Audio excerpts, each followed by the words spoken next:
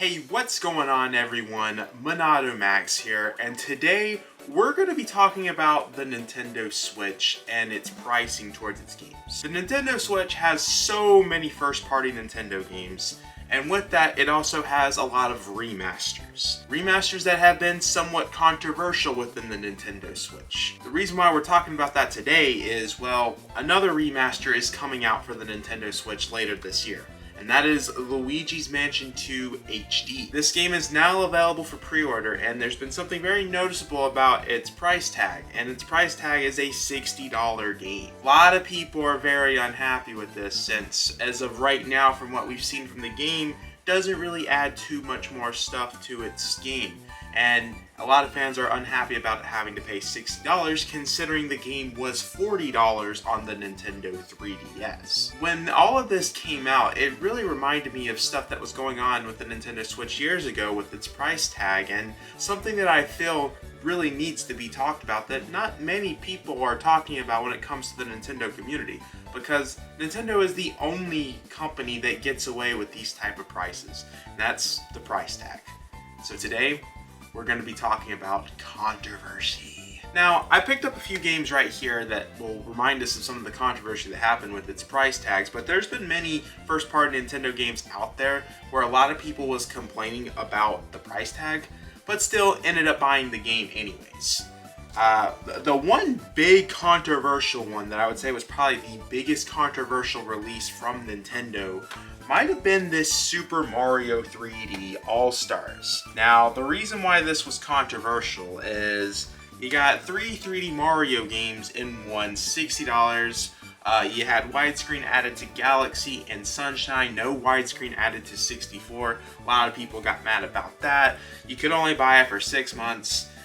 There was a few things with this that got people really mad, but the main thing that got people mad is the fact that it was a $60 Nintendo Switch game. This price tag was more talked about than the game itself.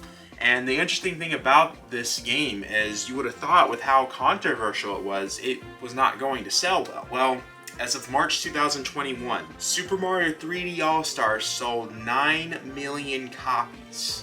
And that was within 6 months. They sold 9 million copies in 6 months, even with the controversial price tag. A lot of people really did not like this release, but yet people still bought it. Nintendo's the only company that gets away with stuff like this because, for whatever reason, the fans, what I call vote with their wallet, do not vote with their wallet. They just consume the media anyways. They buy it anyways.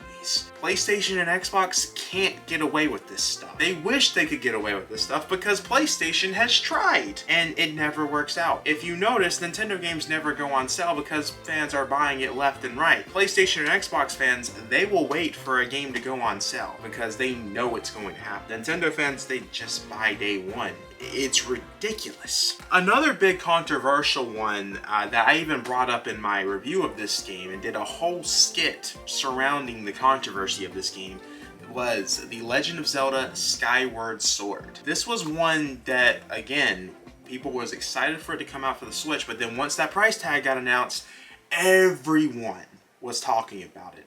You know, I could make a point that maybe this was more controversial than Super Mario 3D All-Stars because there were actual fights going on about this. Like, there were people boycotting this game. There were genuine people trying to boycott this game. But somehow, which we all knew this was going to happen, once the game got released, people bought it. The sales numbers as of December 2022. Now, we're not going to get any more updated numbers on this game because Nintendo typically stops updating sales numbers for games after 2 years of its release. Skyward Sword HD sold 4.15 million copies. And this is a game that should not be selling because of how controversial it was. Everyone was talking about this game and its price.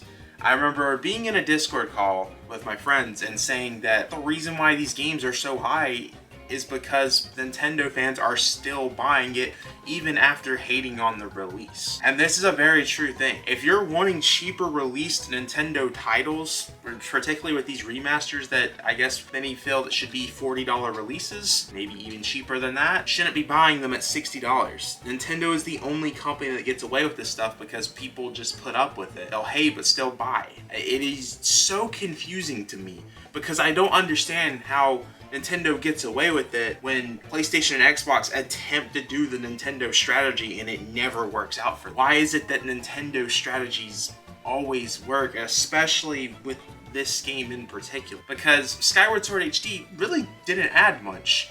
The reality was, it really wasn't worth $60, but people was paying $60 for it. I did buy it because I'm a Switch YouTuber. I have to buy this stuff, I have to review it at the time, I have to do unboxing videos, I do content on it. So that's why I buy this stuff. It's before anyone comes after me. Another controversial Nintendo Switch $60 price tag was Donkey Kong Tropical Freeze. The interesting thing behind this one is on the Wii U, this game was $50.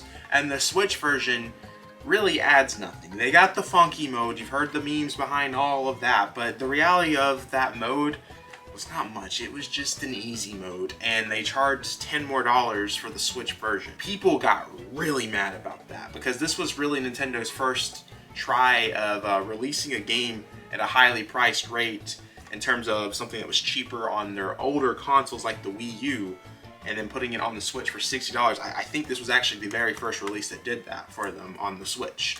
And people got very mad. But this game sold like crazy and is still selling like crazy. As of right now, these are the updated numbers, I think from my research that I was doing on this video.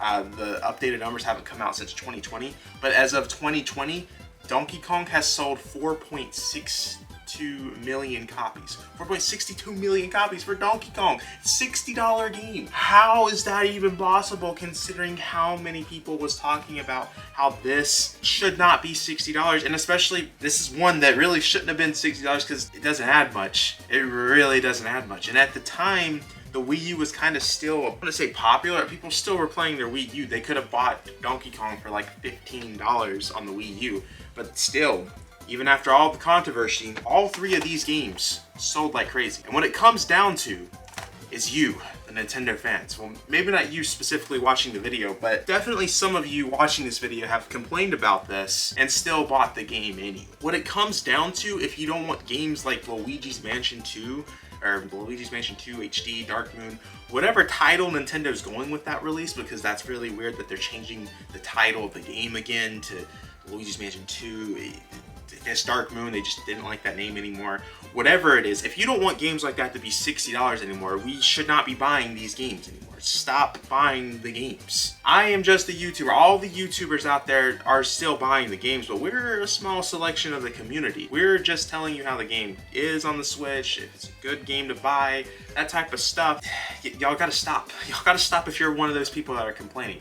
Because I think Nintendo would lower these prices if it wasn't for the fact that it's selling like crazy. How are you going to stop selling games at $60 when something like Skyward Sword HD that probably didn't take them much effort at all to put on the Switch gets 5 million copies just like that? Easy, no work at all at $60. It's a, I guess what I would call it is a curse, a Nintendo curse that people are somehow falling for. And this is something we're going to see for years and years to come. And it's probably going to be on titles that people are going to really not like. I think even Pikmin 3 Deluxe, when that came out on Nintendo Switch, was a controversial release, but that game sold, or was the most successful Pikmin release at the time before Pikmin 4 came out. It's crazy to me to see people get so mad about these prices but still pay them anyways. And again, how is Nintendo getting away with it when Xbox and PlayStation can't?